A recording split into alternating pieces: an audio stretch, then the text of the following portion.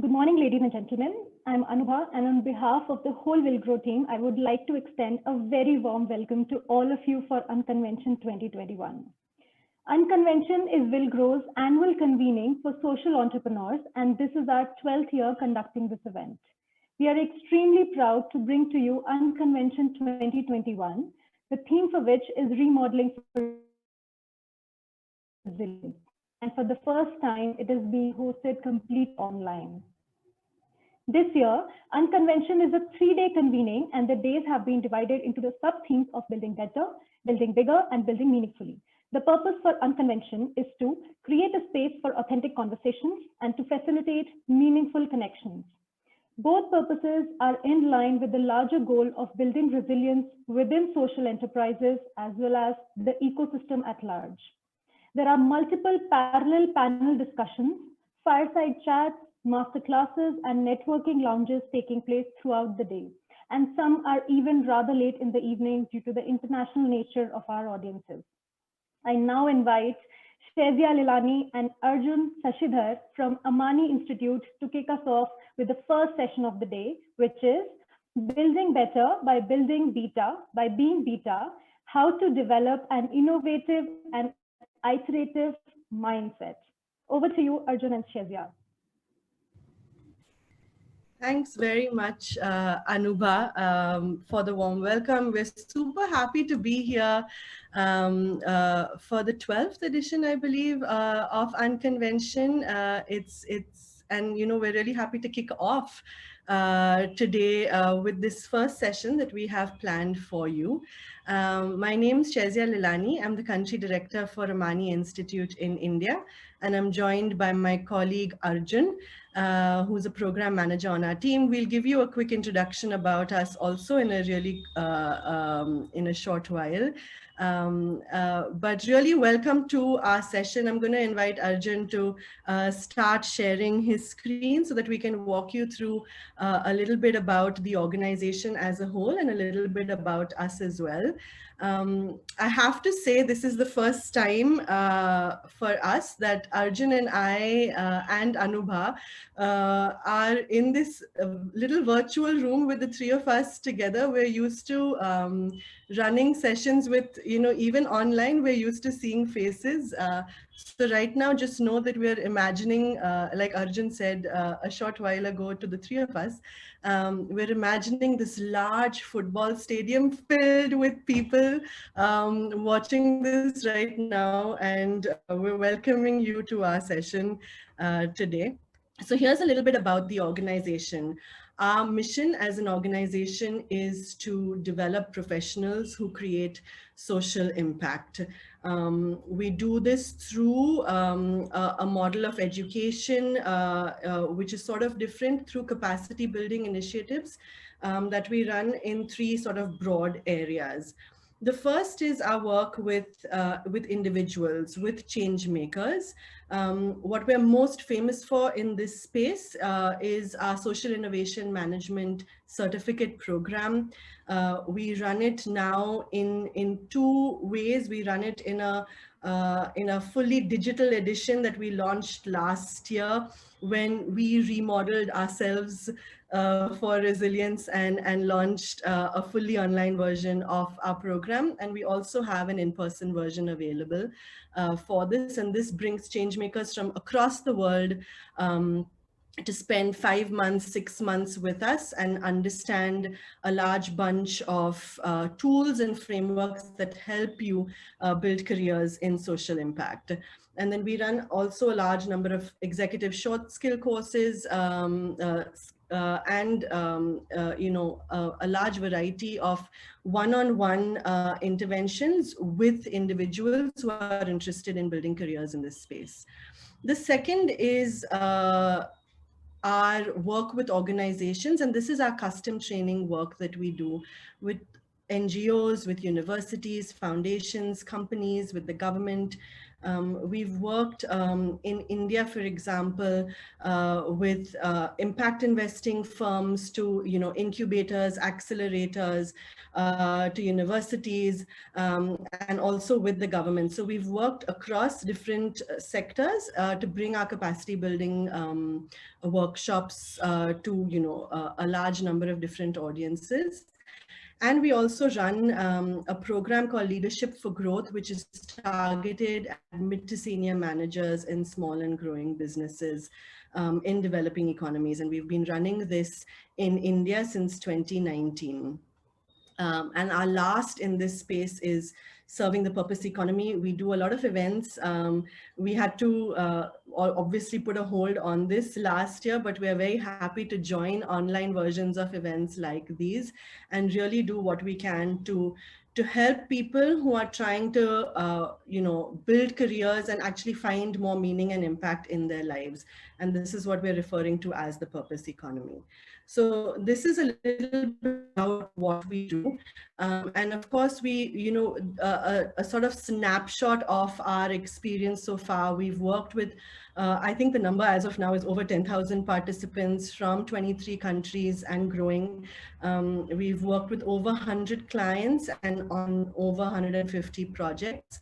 Which is our methodology focuses a lot on practical application, on reflective learning, and we really try to bring in cross-pollination elements across the globe with our learnings, with our theory, with our tools and frameworks as well. So that's a little bit about our experience so far.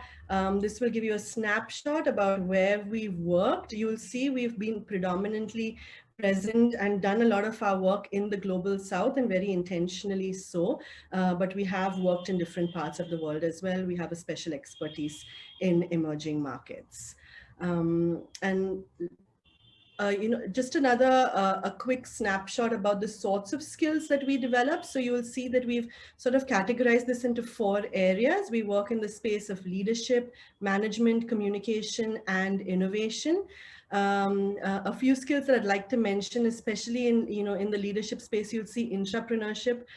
This is something that we do a lot on. We like working with individuals who work in organizations and help them think like entrepreneurs, and have a mindset of entrepreneurs, of being able to affect change from within organizations. So we work in that space, but we also work with entrepreneurs. As you'll see, social entrepreneurship is one of the things that we also work in the management space. There's systems thinking. We do a lot of work in the space of innovation, learning from nature. Feel free to reach out to us. We're going to be in our virtual booth for the next 3 days. So we're happy to give you more information on any of these sessions that we run. And last but not the least, just a quick introduction of the 2 of us. Like I said, I'm the country director. I'm part of the founding team of Amani in India, and been around for 3.5 years. I spent the first 10 years of my career in the private sector working with multiple financial services organizations. And I absolutely, one of the things that I'm fully passionate about is working with people and helping them develop their potential. And that's where I see meaning and purpose in my work every day at Amani. I'm going to hand over now to Arjun so that you can get to know a little bit about him as well. Thank you, Shazia. That was a nice introduction and warm up to all the work we've done so far. Good morning, everyone, and welcome to this virtual session. It's a new platform and a new way of reaching out to people, even for us. But we're definitely sure that you're all here because you're really keen on learning and also taking some ideas from us, and we are also really feeding off the energy that you will be giving us in today's session. My name is Arjun. I'm the program manager with Amani Institute in India, and together with Shazia and our team in India, I manage the growth story of Amani Institute in India. So we have regional programs, we have global programs, and like Shazia mentioned, we work with individuals, organizations, and the society at large. My journey into this whole world of skill development and capacity building has been rather unorthodox. I started off in the hospitality industry and then moved in to entertainment and mass media. I was a radio presenter hosting a primetime evening radio show in Bangalore for 4 years.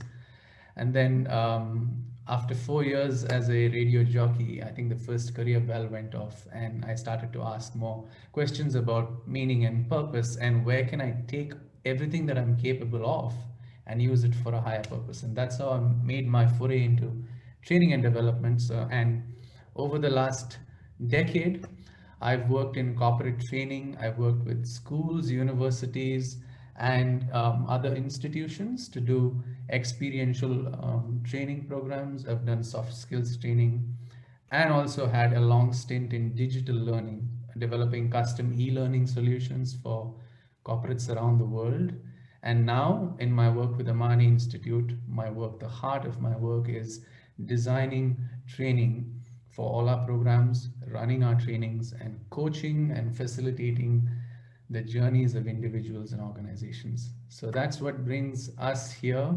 Um, we've we've jumped at this idea, the whole theme of building better, because it really is so closely in sync with the work we do at Amani Institute. We help individuals, we help organizations, and we also help the society become aware of the possibilities of creating social impact and then build their capacities to do so.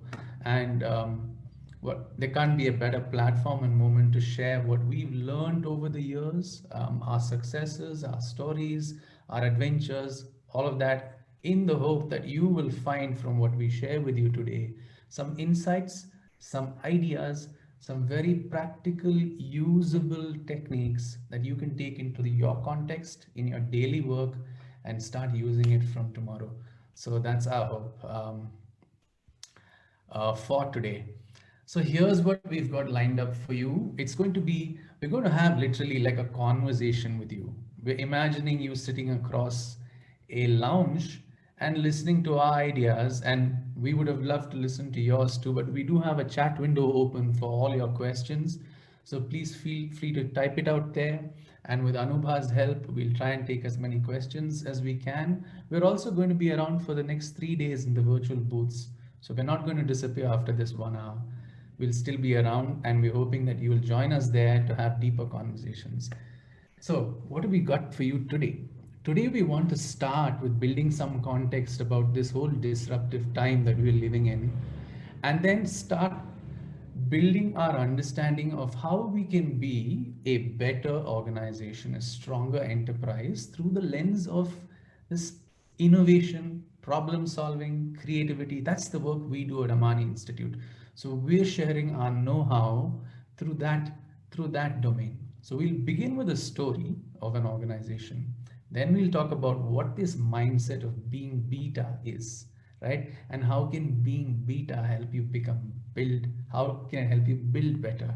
So we'll close the loop with that. That's the journey for you over the next 60 minutes.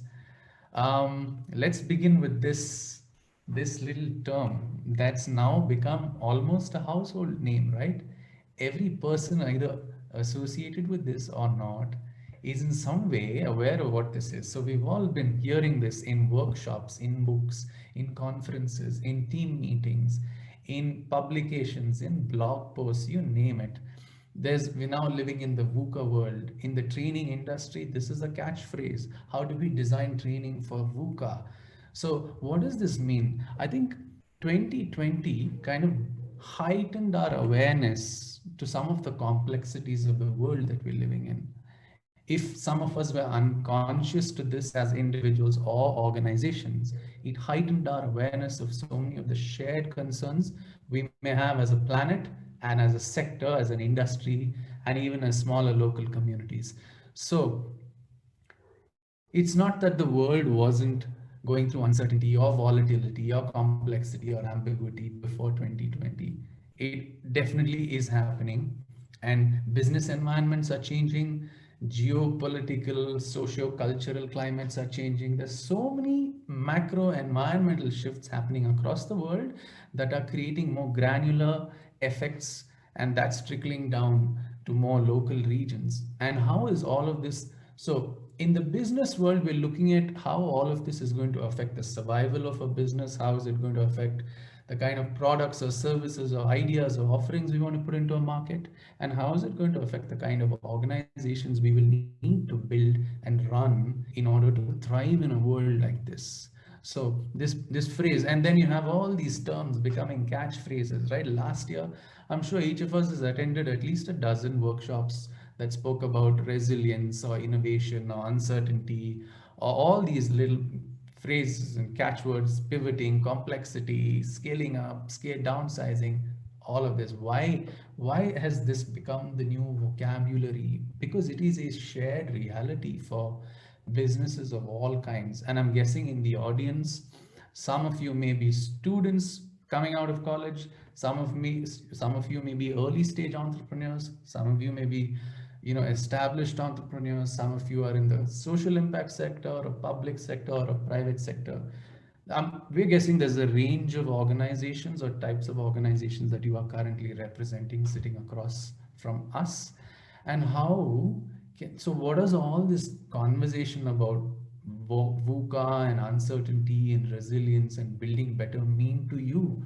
Ultimately, it needs to make sense to you. So to do that, we're going to now wear our innovators hat and tell you how we process some of these complexities at Amani Institute. So the invitation to all of you here is to look at the world you're living in, is to look at the environments in which you are right now, as of today, trying to build better, stronger enterprises, and start with some of these questions. We call them how might we questions because they open a range of possibilities.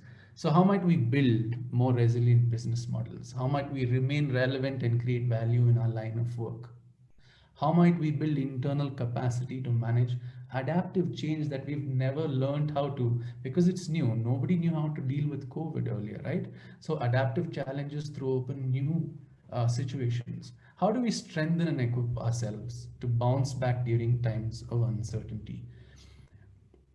We'd like to start without giving you too much, throwing too much gyan at you at one shot. We'd like to build some context with a story of an iconic organization, and through this story we want to illustrate to you what happens if an organization of any nature misses the bus or doesn't respond to a macroeconomic shift. How does it prevent them from building better? So over to Shazia to lead you through this story. Thanks so much, Arjun.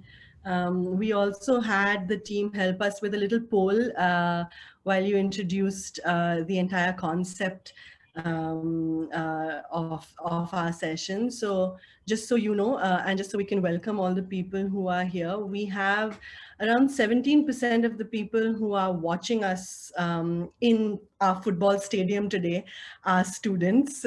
And then we have another 17% who are entrepreneurs and their organizations are actually fairly new.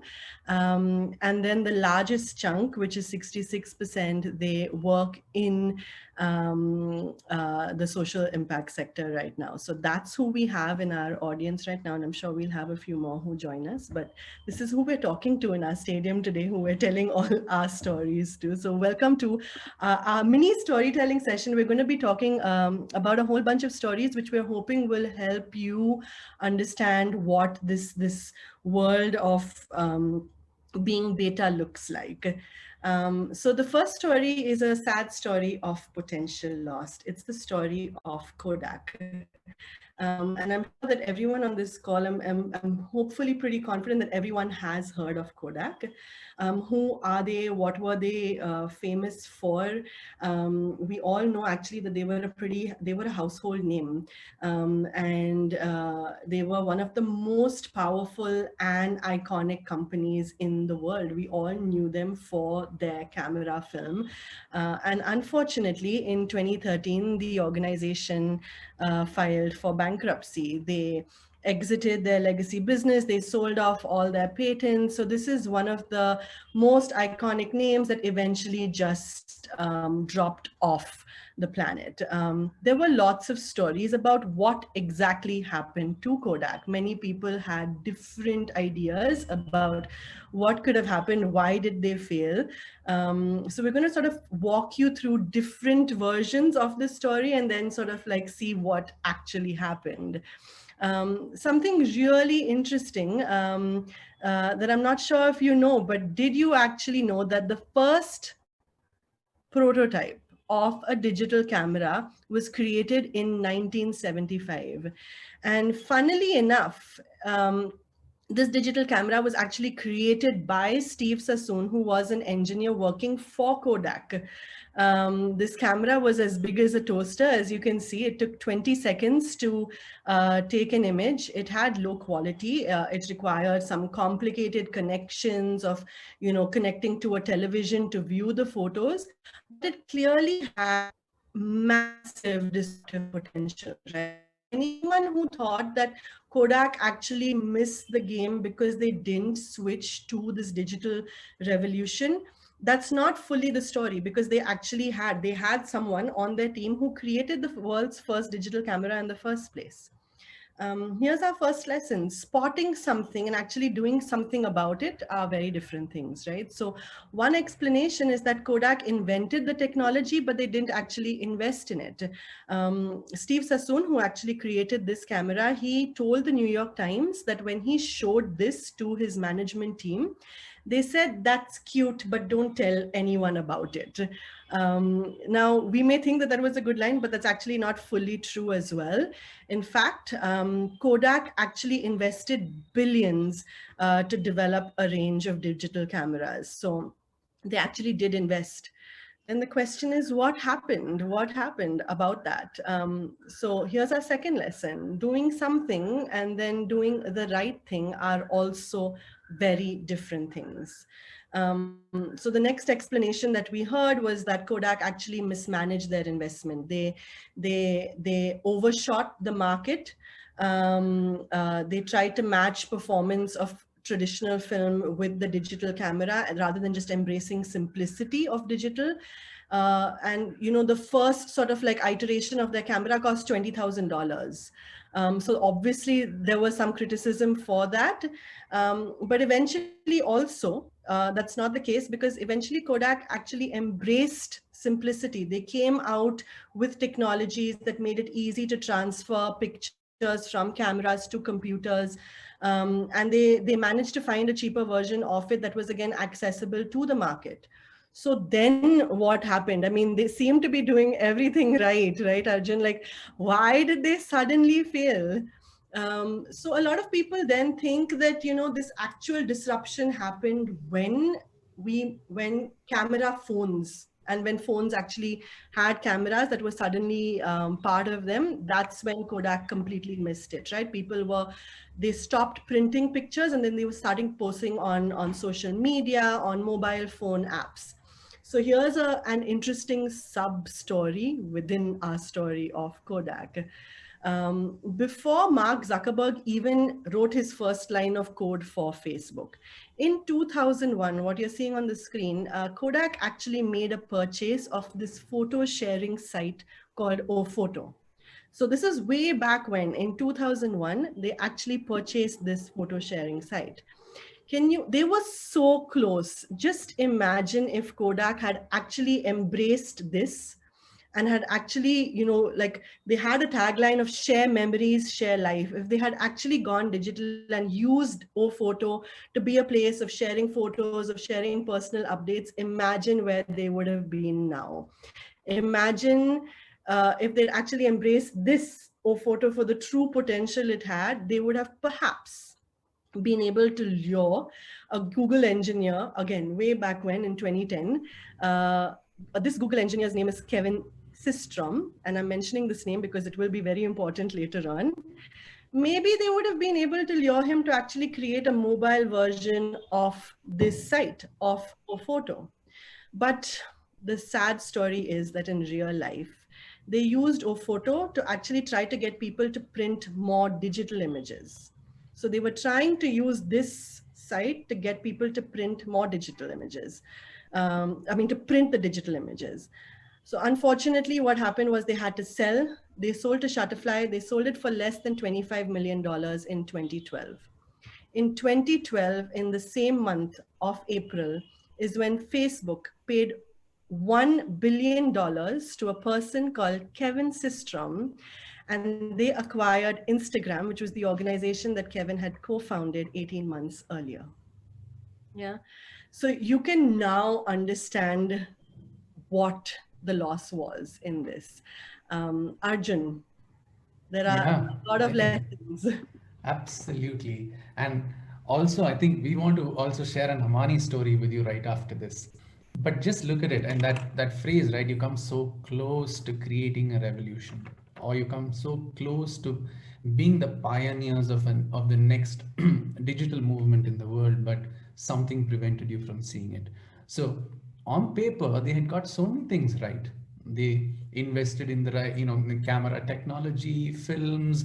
They were kind of making it more popular and more usable and accessible, but they were really going down the wrong road. I mean, they were building the right, investing resources, they were taking them, further back. So their failure came from the inability to embrace a new business model that this disruptive change opened up. And they were right there at the cusp of that, but they still chose to focus on their legacy technologies, of the camera, of physical prints, not knowing that that is slowly becoming obsolete. And the signs were very evident. The writing was on the wall, but they didn't see it. Yeah. This might happen not just to an iconic mega enterprise like Kodak. It can happen to you, the student who's sitting there in the audience today. It could happen to you, the early entrepreneur sitting in the audience today, wondering, what do I need to do, or what kind of a strategy should I have, what kind of an offering should I build, what kind of an organization do I want to build. Everything that you're setting out to do is you're building something. For the fresher, you're building your career. For the early entrepreneur, you're building your entire offering. For the rest of you who are in different capacities in the social impact sector, you're also going to be building change initiatives either within your organization or as entrepreneurs yourself. So what's the bus that you shouldn't be missing is to look at what Kodak couldn't look at and say, okay, what is the macro environment looking like? What is changing and what do we need to do to pivot for that change? And see the irony here, they failed because they failed to realize that online photo sharing was now becoming the new business. And their focus was on expanding the printing business. And that mismatch took them downhill pretty soon. And it's sad to see that. It can happen to anybody. So, what we can take from a Kodak story are some of these guiding principles on how might we be able to spot macro or significant shifts in the environment that are going to influence everything that we do as entrepreneurs. That's a question you should kind of make a note. I mean, it's like a note to self that you should ask yourself and your organization every day. Like like it's just like an antenna being on alert all the time. It's like a satellite capturing this macro image of the world, looking at weather patterns. So in your organization, you need somebody who are the satellites. You need people who are also microscopes on the ground, looking at how to implement. Like the satellite says, okay, there's a cyclone coming up, and we living in cities get alerts saying, okay, weather is going to change in 3 days. Make arrangements or evacuate the coast. How can you be that for your organization? Could Kodak have been that to their organization? That is the question for business leaders today, setting out to build better, stronger enterprises. How can you put these mechanisms in place? That's what we call, and the way we've done it at Amani Institute is largely, and I'm not saying this is the only way, right? There are several ways for you. There are several strategies and approaches for each of you to build better, stronger organizations. Our effort today in our conversation with you is to show you how, through skills and capacity and talent development, you can also start moving in that direction and make very strong strides in that direction, because that's the heart of the work we do, right? So we call it being beta. What does this mean? It's the mindset of an innovation organization. It's the mindset of an innovator individual, right? How can these come together? What does it mean? It's not so. When you say always being in beta, this is again a concept borrowed from the software industry. Software products, when they're released into the market, they're released as beta versions before the full release, and they go through iterations. The clients come back with changes they want, or you fix bugs and do all the fine tuning, and then that full product is ready. But that beta product is not redundant, it is usable, and it is ready to be put out into the market. That's why that's where this term comes from. So how, therefore, if we applied the same principles to designing our organizations, our work culture, what does this mean for us here? Beta means that you never consider your work finished, which means you always are striving for the next iteration. That's something, there's more value that can be added, there's more value that can be created.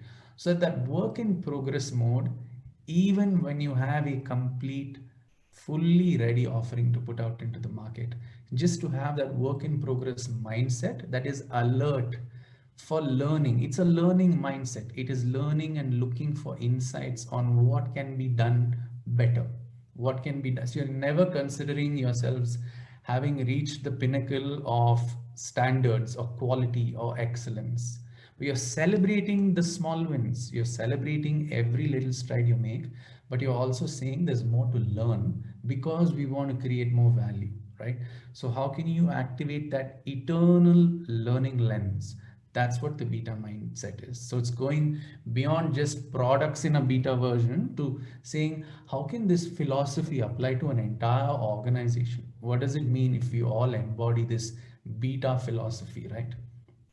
It means exactly this, that you're not launching the ultimate magnum opus version of something after which there is no more to achieve or no improvement to be made. It's not that. It's that learning mindset, the beginner's mindset. Yeah, because there are insights to be gained from different regions, from different cultures, from different types of beneficiaries, from different types of products, right? And now if you're looking to go across the world and do your work, these are things you learn from every little iteration you make. Yeah, and and every step you take is the first step of many steps.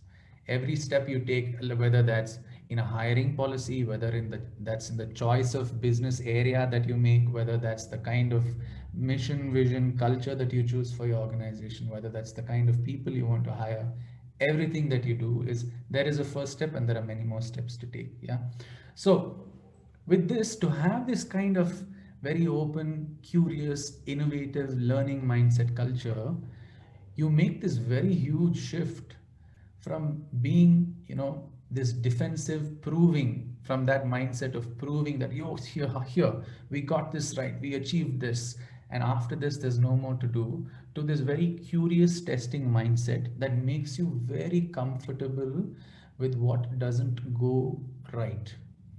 And that's where innovation begins from. With a defensive proving mindset, you're going to mask all your failures, you're going to mask your shortcomings, because the focus is on looking good. If you focus on looking good, it doesn't essentially make you build better. You build better, on the other hand, by becoming aware of what is not looking good and working on that, staying with that, sitting with that, and strategizing around that. Not lamenting around what is not working, but strategizing and curiously innovating around what is not working. That's where your learning is. So the more you mask it with trying to look strong or look good, the more you are delaying building better. That is our proposition for you today. So what does this mean in an organization? So for the freshers or the students, what does it mean to cultivate a beta mindset? For early entrepreneurs in the room today, what does it mean to cultivate beta mindset? And for the 66% of you who are in different capacities of the social impact sector, what does it mean? We've simplified this through the work we've done. And in this segment, we're going to now share a lot of stories, real life stories from our work at Amani Institute, with the organizations and individuals like you that we have worked with and build built their capacities. Through these stories, we'll share with you some guiding principles, right? The first one, so we're looking at it as two, and we invite you also to look at it through two like windows. One is the culture of innovation, and the other is the competence, the capacity to innovate. The two go hand in hand. These are two hands that are needed for clapping. You need to build the culture and mindset in an organization that you're leading that creates a conducive ground for innovation. And then, having done that, you also need to have interventions where, on a daily basis, it's not like you always need to have training programs or workshops, but even on your daily life, in everything that you do in your company, you need to be aware of how you can build people's strengths and competences so that each person is able to create the value that they are built and meant to create. So it's that collective effort that we're talking about. So I'll start with a story, and then we'll both Shazia and I are going to walk you through some really inspiring stories from the work we've done in the recent and distant past. So the first guiding principle is that everyone in the organization is an innovator. Whether you're running a 2-member startup, or whether you're a 200-member small and medium enterprise, or whether you're a 200,000-member mega enterprise, everyone in the organization is an innovator with capacity to innovate. The only thing they lack is the opportunity to innovate. How can you create that? Mr. Ganeshan is one of our participants in the Leadership for Growth program that we do. We do a capacity building program for small and growing businesses to help their leadership talent grow. And there we teach all the skills that we spoke to you about today. So in this program, each participant is supposed to deliver a real live business innovation project where they need to solve a real problem in their business, or see an opportunity for innovation in their business and come up with a solution. So Ganeshan, through the 5-month program he was doing with us, Ganeshan works as a support manager with Grey Matters Capital. They're an impact investment firm that invests in initiatives to promote education, to empower women and children, and to also invest in education and skill building to empower underserved communities. So Ganeshan works in in an initiative that runs educational financial products and services. So he noticed, so in their line of work, they need to go and sell some financial products like educational loans and various educational opportunities to far-flung areas. So there's a whole sales team that's working towards generating leads and actually converting these leads into relationships. Ganeshan noticed that there's a problem in the sales team. There's a lot of attrition happening, and just 25% of the leads are being converted into sales. Salespeople are joining the team and they're leaving soon after a few months. And Ganeshan saw this trend and said, wait, this has been going on for a long time. We're trying our best to fix it. What are we attributing this failure to? So when he learned some of the skills that we taught in problem definition, in innovation, in systems thinking, Ganeshan arrived at one fundamental insight. He said that, look, I think our sales training is purely built around, looking at product and technical awareness. So everyone who joins has the pressure of learning and memorizing this huge product manual and then going out into the field. And it takes them a long time to get used to the range of products we have. But the relationship falls through because the client isn't happy with what's going on in that conversation. So the insight was that technical training alone doesn't solve this problem. We need intensive training in other soft skills of relationship building, of conflict negotiation, of presentation skills, and of handling a relationship with a customer, which was completely missing from those sales and training inductions. Ganeshan doesn't work in training or HR. He has a completely different function in the company, but he got concerned about what was happening because it's affecting the work he does. So Ganeshan saw a problem and an opportunity to solve at a very systemic level to create a completely new model of training in the company. He came up with a prototype. He built the logic and the structure of this training and roped in all the other stakeholders who had the power and influence to take decisions to make this a reality. And he mobilized all the stakeholders in his company and demonstrated this training model. And they've now been able to go forward and work in that direction to completely alter the way sales teams are trained in their company. So that's a classic story. No matter what function you work in, no matter what background you come from, no matter what you do, if you are tuned in to your organization as if you are a co-owner, you will start to see problems that matter to your organization and they matter to you equally. Shazia has another interesting story coming up. Shazia, over to you. Thanks so much, Arjun. And one thing that came to my mind when you were talking about Ganeshan, we met Ganeshan when we were running our first ever cohort of Leadership for Growth in Bangalore. And his is a great story, and we saw so many more, right, in that cohort as well. Absolutely. And one thing I've been thinking about is that yes, the program helped him, and yes, the program, sort of like equipped him to do this, but you don't necessarily need to do a program. You don't necessarily need to have a formal sort of like project for you to be working on for this. Like Arjun mentioned, it's most people don't do it because they don't have the opportunity. And we're seeing more and more organizations actually, open up their ways of working, do more flexible working, also to help bring in innovation.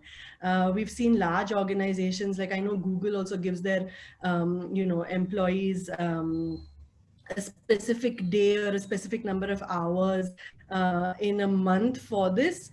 We don't have to be a Google, you can be a 2-member organization also and give yourself that time. So that's the invitation that we have for you as well, which is, it's basically about unlocking the opportunities.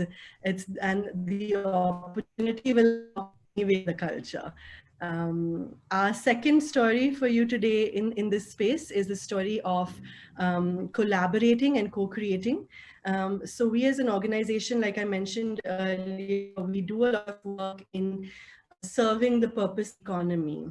And this is sort of like it's like the romantic arm, I feel, of Amani. We really feel like we need to do our bit as an organization to make sure that more and more people who are trying to find meaning, who are trying to find purpose in their lives, actually understand what it's like to build a career of impact. And so we do our bit to run, events and workshops and open sessions to actually keep speaking about these things.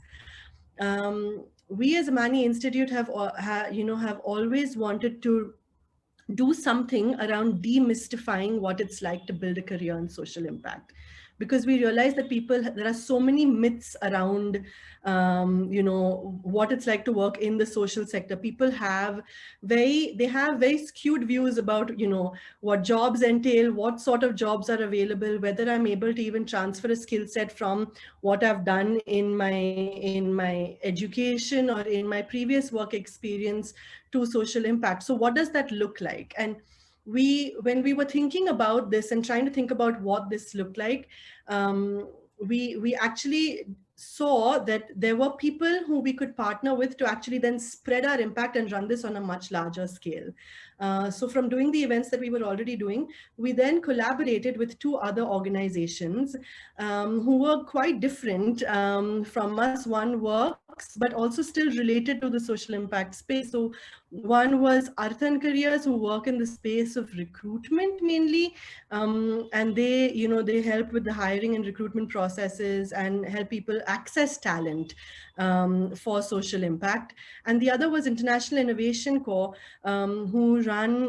they're basically University of Chicago's innovation arm in India.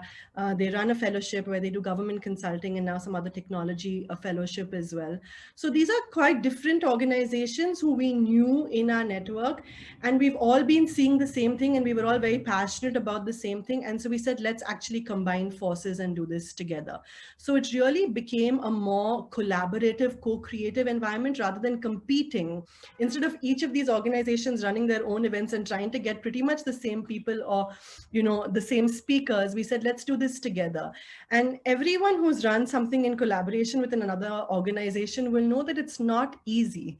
It's much easier when you're trying to run it with your own house and people who it's not easy when you're running it with, imagine, not only one but 2 other organizations, all 3 co-creating. But this has been honestly one of the most gratifying experiences. We've enjoyed working on it. We ran 3 workshops of demystifying social impact careers, or 3 events across. We ran it in Bangalore, in Delhi, and in Bombay. And all 3 organizations, used we each understood what we brought to the table. We used our areas of expertise to actually make this co-creation and this collaboration much bigger, better, and spread our impact. So we managed to achieve much more by coming together than we would have if we had just tried to do this separately. And I think that's sort of the larger message, in terms of really trying to see, everyone's talking so much about breaking silos, about really embracing this collaborative environment rather than a competitive environment. And we really wanted to sort of walk our talk in that space, even with the design of this event. So that's one example. And Shazia, I was just, as you were speaking, I was just getting reminded of how, like you said, right? Nobody here needs to like immediately jump to now say, okay, if we need to do this in our organization, do we need to sign up for a program? Do we need to do some massive changes? No, these are things that began as cultural shifts, as mindset shifts. Now we collaborated with 3 different organizations who, through one lens, you can say they're all our competitors, we won't work with them, right? But that just doesn't make sense in a time like today for us, because we each have, we see the opportunity for interdependence. And then we say, what can we create together? Because how can you be in the social impact sector and say, I want to create better social impact than you, right? Or I want to be the pioneer, market leader in creating social impact, and I want to overtake your market share of creating social. That language doesn't exist in purpose driven organizations with this kind of a mindset. So how do you change that wiring? We all come with some of that wiring, either in through our conditioning in business environments or earlier. It requires a changing of that wiring. So it's not as easy as, you just say we'll collaborate and we'll start collaborating. It comes from within, and it percolates down to teams as well, right? In teams, how do you work with cross-functional teams? Now you look at thousands of books, thousands of TED Talks that have all these phrases, and they're teaching all these things for, if one way it's for a reason, but why are these things becoming such catchphrases, right? Because these are simple shifts that people can make, right? Working with diverse teams, working with embracing the fact that anybody who has even significantly lesser experience than we can come up with that spark of an idea that will trigger something that may become the next revolution if we then start putting our collective might and effort towards it. So it's just it's literally like leaving windows open for ventilation, and the light and air that comes through that ventilation is ideas, is expression, is just freedom of communication. And that creates all these possibilities that Shazia was describing now. Here's another story. For the third guiding principle, understand your audience and understand your people. Fundamentally understand everybody in your organization at a very different level. I'll tell you the story of how this happened. So I also am an Amani fellow. So I've done the Social Innovation Management program, which is our flagship global program. I was part of the inaugural cohort in India. And while I was doing the program, so the program helps, essentially this program is for individual professionals across the world, across any career stage, to build the skills, the mindsets, and the networks needed to create social impact, right? So the program has a series of skills, core courses. And while doing the program, I started to notice an opportunity for one major intervention that will help people build careers. And that intervention was that, hey, we're learning all these real world applicable practical skills, which is amazing. How do we take those skills and then tactically translate it into opportunities? And I saw an opportunity for an intervention there, because people are trying to build careers. Building careers means accelerating your existing career, or changing from one sector or industry to another, or completely reinventing your wheel altogether. What are some tactical interventions that will help us who've now learned all these skills to put that into action, right? So I said we need an intervention around strategies for career management, which means it could be that intervention could take the form of a career counseling, career coaching, a course, a book, or a publication, or a conference, or an event that helps people make these transitions. So I looked at my own self first, and I looked at all my batchmates, and I looked at the program participants as a user group and said, wow, what might then all our participants across the globe need if we're building careers across geographies?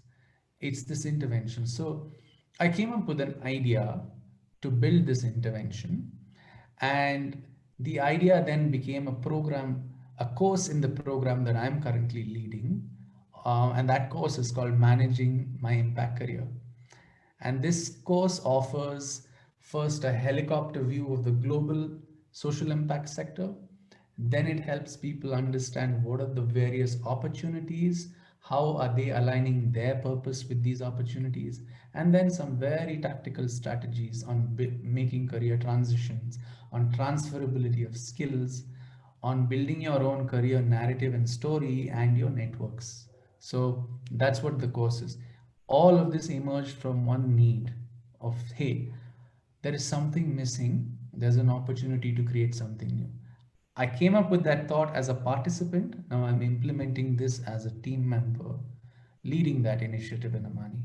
So the insight there is Amani as an organization was open for an idea to float in from anyone or anywhere, and to embrace that idea and see, evaluate the potential of that idea to create value in Amani Institute's offerings.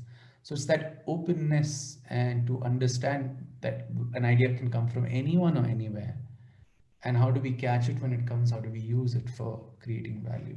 That was that story. And as we speak, we're now going into the second international online cohort running this course. It has many interventions, coaching, counseling, lectures, guest visits, and it's just taking new forms, which is a very happy sight to see. So Shazia, you now have a story of a wonderful project that you led last year, an immensely successful project. Tell us Yes. about that. Thanks so much, Arjun. So we're now going into our fourth story about the culture of innovation. And this is something that we try to imbibe in the culture within one of our projects that we ran last year. So we ran about a 6-month program called the Women in Indian Social Entrepreneurship Network last year, which was funded by the US Consulate General Chennai, and we worked with our partners and India for this program. We had 40 women entrepreneurs from all over India in a variety of different sectors, some competitors in direct, in the work that they were doing as well, but from all over India coming together and doing this 6-month journey with us. And I wanted to share a story actually of what was shared by one of our entrepreneurs in our final session that we ran with them, where we were doing a closing, and she shared this story with us. So Usha, who's the founder of Krishi Janani, she shared this story, and I'm going to tell you a little bit about what she said. So she said it started with one of the experiences that was shared during one of our virtual training sessions that we used to run once a month on a Saturday. And she spoke about Geeta, who in that session that we ran, Geeta is the founder of Unipads. She shared about her sales and distribution channel called Kalyani. And this channel, the sales and distribution channel of Kalyani, they basically had women who were serving as sales and distribution agents for reusable menstrual pads in Gujarat. A short backstory about Usha and Krishi Janani. Basically, Janani is a regenerative marketplace that they were building in Tamil Nadu. It connects organic farmers with consumers and companies who are looking to source verified organic products. And at the time of the session where Geeta shared about Kalyani and women as serving as sales and distribution agents for reusable pads, at that exact same time, Janani was in the process of actually designing an alternate marketing channel for organic products, and they were envisioning women as part-time sales agents. So because of this, it's set off like a lot of sparks in Usha's mind. She reached out to Geeta and was like, how can we cross-pollinate and how can we learn from each other? So Geeta then shared details of the Kalyani program. She, most importantly, I think, also advised them of the pitfalls to avoid and tips to help the women sales agents. So this set Usha up on a path for success. She created then the Annalakshmi program that was born with inputs from the Kalyani program. The Annalakshmi program was born. In the process of all of this, they reached out to another woman entrepreneur on the program called Anju. Now, Anju is the co-director of Sokyam Reusable Pads in Kerala. And they were looking for opportunities to scale their impact to other states. So this conversation then resulted in a product partnership where Anna Lakshmis was selling Sokyam's reusable pads in Tamil Nadu.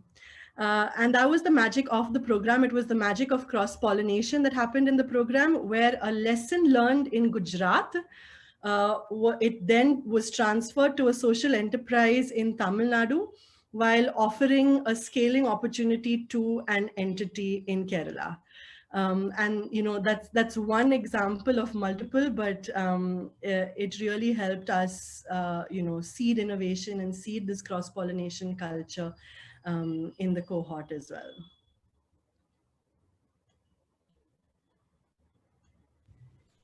Amazing. And we just concluded this program, and we're in the stage of actually creating a publication where all these entrepreneurs are sharing all their best practices from the program, and they want to take that knowledge and make it available to the society at large so that it can become usable for a larger network of entrepreneurs and not just them as one cluster. So that's how you create these ripples, right? At Amani, I'll give you an internal example. So each of us, each organization has its own instant messaging platforms, I'm guessing, for team communication. So we use one. And on one of those platforms, we have a channel. We've created a channel called the Idea Bank. What is this Idea Bank about? Idea Bank is that anybody can come there and type out even a half-baked idea, or even some light bulb that went off in their mind, some spark, some connection they made.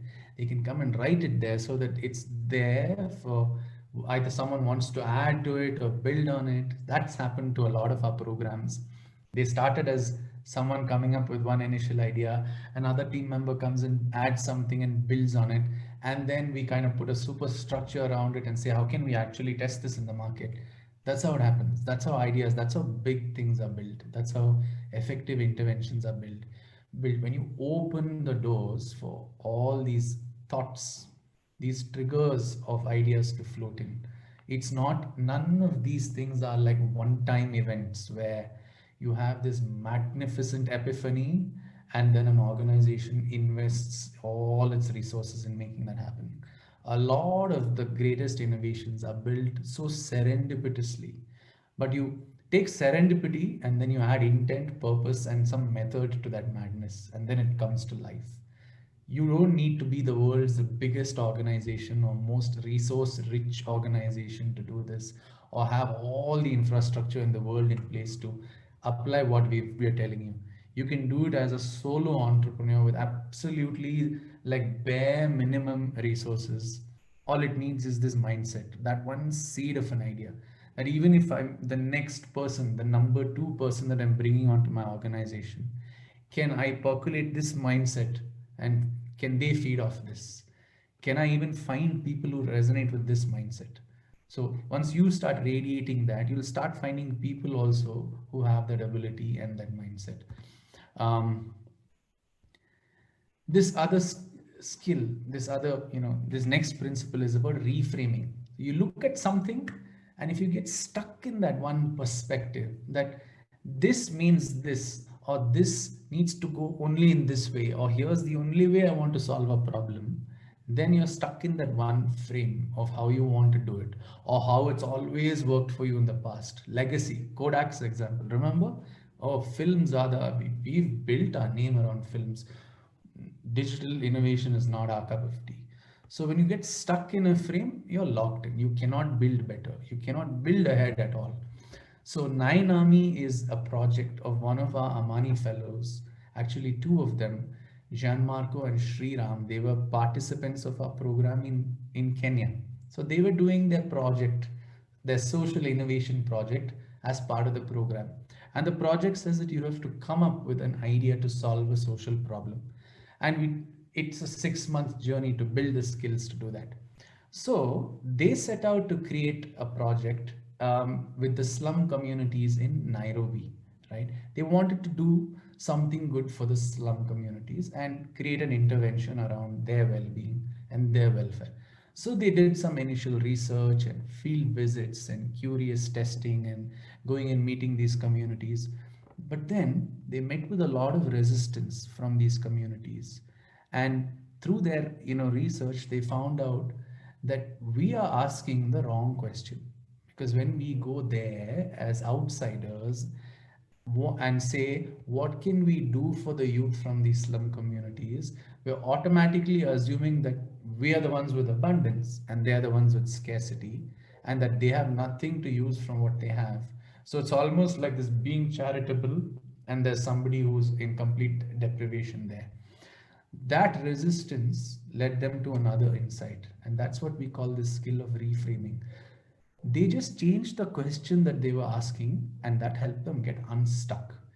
Because they hit a roadblock when they said, what can we do for the youth from these communities? They were met with resistance. The communities were like, we don't need your help. We were not open to you. We need to build trust with you. We don't know who you are. Who are you suddenly coming and doing things for us? Instead, the question they asked after that through reframing was, what can the youth from the slum communities do for us and for the world?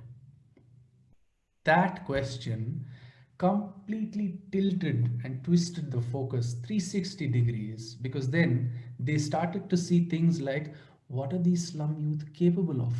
What skills do they have? What talents do they have? What resources do they have? What knowledge do they have? Tacit knowledge of the culture of the city of Nairobi. Can all of this be used to help them improve their own livelihoods, such that we are not donating to them, but they are giving to the world even from their position of scarcity? That created this initiative called the Nine Army Project. Nine Army means My Nairobi Project, where the urban slum youth from the city of Nairobi started to become city tour guides, and they started to take travelers on a tour of Nairobi like nobody else would take them, because they knew every nook and corner and every square inch of Nairobi, not just from a geographical perspective, from a cultural, social perspective. And they started to, some of them were hip hop artists, some of them were singers, rappers, some of them were also into crime and drug peddling and robbery and all of that. And this gave all of them an opportunity to reform. And so one of the things some of the youths that were employed in this project would do is they would teach travelers how not to have their handbags robbed, or they'd give them lessons in how to detect if someone's pickpocketing you, or how to stay safe in different regions or streets. And over time, they became the #1 city tour initiative on TripAdvisor, and also now top ranked on Airbnb. So if you go to Nairobi, the #1 tour guide operator that you will see there is Nine Army.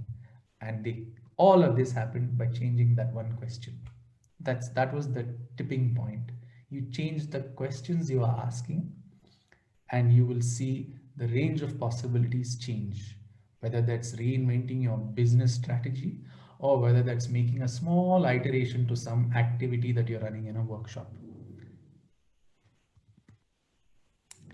So, Shazia, this is an event that's very dear to us at Amani, and Shazia will now talk to us about what you can do with failure. Again, we've romanticized failure. Everybody wants to fail now all of a sudden, right? Oh, let's fail first. Let's make a mess of things because it's okay to fail. Then we'll start succeeding. But then that's a very simplistic view. We want to talk to you about what you can do with an instance of failure.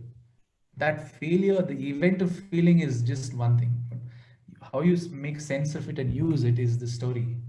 Shazia, over to you.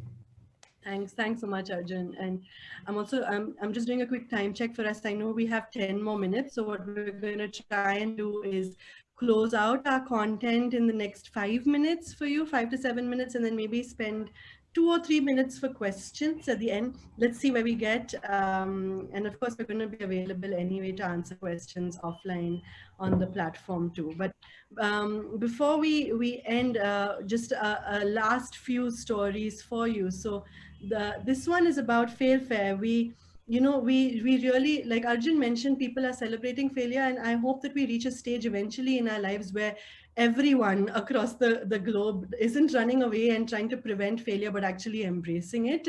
But more than embracing failure, it's also embracing what we learn from it, right? And that's why Amani, for the longest time, in all our locations that we're present in, we run something called Fail Fair.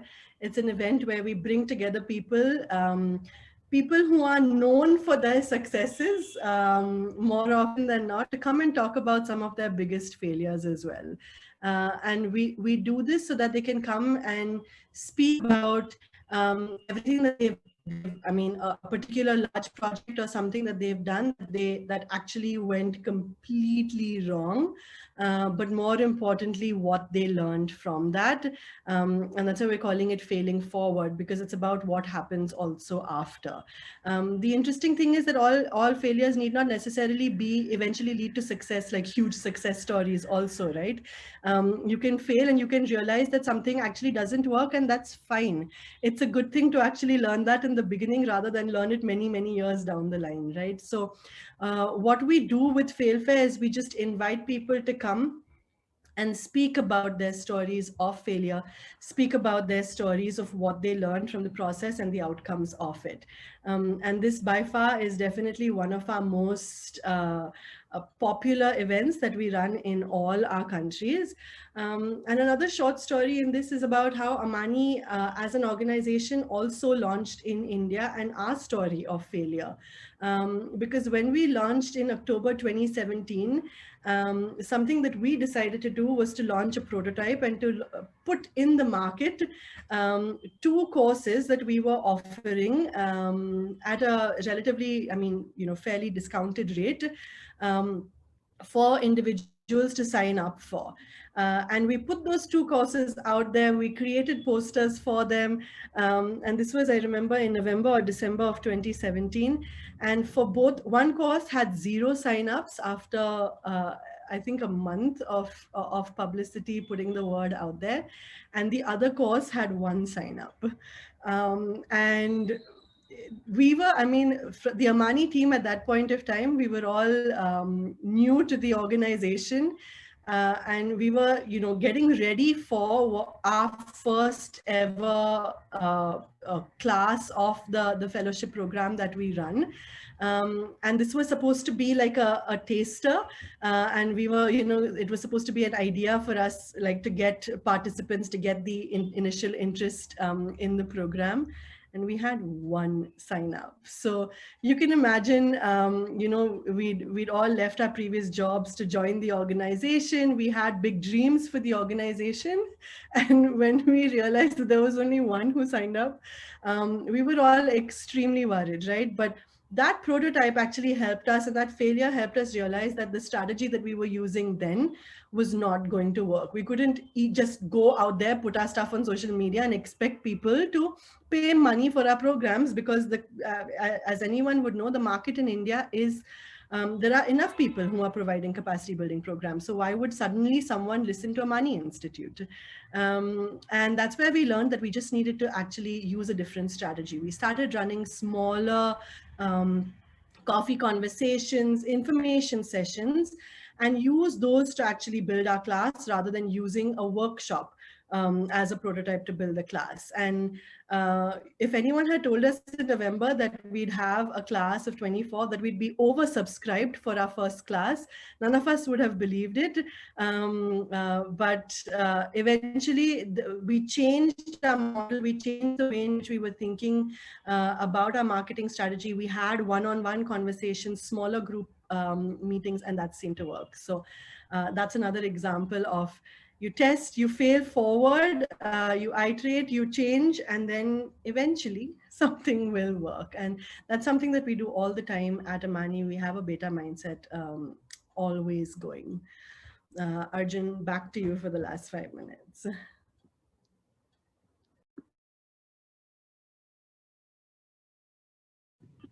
I think we've got some interesting questions also in the chat window. So thanks for wrapping that segment up, Shazia. Shall we quickly take a shot at some of the questions? I think these are interesting questions. Anand Ahuja says phrases like scaling up and scaling down are opposing each other. How do they feature together? Anand, that was just a word cloud of all the terms and phrases we've heard people say. And when we say scaling down, because we've also come across a lot of our training organizations who've had to scale down their business operations in response to coping with the aftermath of COVID. So these phrases just came from there. So just read them in a more lighter vein. Question two. Add something about that. I mean, I also see, in many senses, I see scaling down as a way of scaling up. It's what Amani had to do last year. We became smaller to become larger this year, and that helped us. So very personally also, I see it as one of those things that needs to happen and we need to embrace. Yeah. But it was very much a strategy also for us last year. Absolutely. Yeah. And we're now again on the upswing. And sometimes you do it. Scaling down is not you don't do it as a compromising reaction, but also a very deliberate move to set yourself up for sunnier days. Much like even so at Amani Institute, we also take a lot of inspiration from the natural world.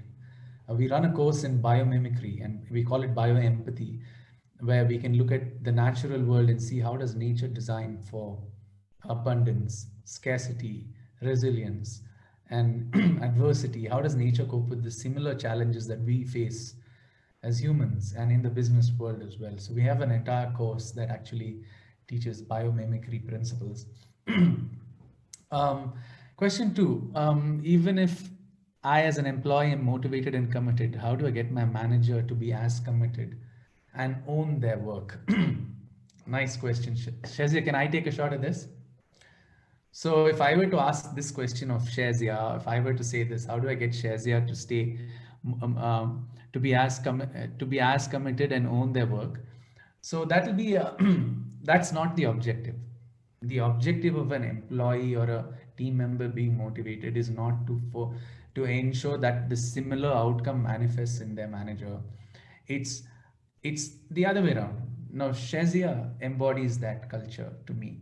She gives me the space to work on my strengths, to express what comes out of my areas of strength. When that happens, I have the freedom to work on the things I'm really good at, and that frees up my expression. So when that makes me intrinsically motivated to do what I'm good at, because I'm creating value for the organization through that, and I'm seeing my work take fruit, take form, right? And that makes me intrinsically motivated. And so if we can replicate this model for every member of the team, then it's not one person's job to maintain the motivation levels of the other. It's each person's job to take care of their own motivation levels, but it's the job of the environment and the culture to make it conducive for everyone to become intrinsically motivated. So are you creating the right roles? Are you creating the right shared purpose? Are you defining each person's scope very well? Are you giving each person the roadmap to create the kind of impact that they are capable of creating? So those are some of the things that will help you. Questions 3 and 4. I don't Shazia, you think have anything to say to that? No, I just don't think we have any more time. So any other questions that we haven't managed to answer, I'm going to say sorry, but I think we need to hand back to Anubha. Okay, So maybe you can wrap up and we can sure. answer the rest on the in the virtual booth. We're happy to answer any other Yeah. questions. Questions, I think 3, 4, and 5 we're happy to answer in the virtual booths because they're all very similar. So happy to go there. Thank you all for joining us today. We weren't able to see you in person, but we did feel your presence and we knew that we were feeding off your energy. So thanks for your time. And thank you, Anubha, and to the entire Wilgrow team for giving us this opportunity and for facilitating this conversation on this platform. Over to you, Anubha. Thank you, Shazia and Arjun, for sharing your expertise with us. It was such a delight to be a part of this session. I have certainly learned a lot from the stories that you have shared, and I'm sure that the participants feel very much the same. Coming up next, we have 2 sessions around successful models in water efficient agriculture and moving from hospital to home. You can also meet Geet and Abhilash from Unis Social Business and Rishi Razdan from Acumen Fund in the networking lounges. Thank you to all who joined us, and see you again soon. Thanks. Bye. Thank you.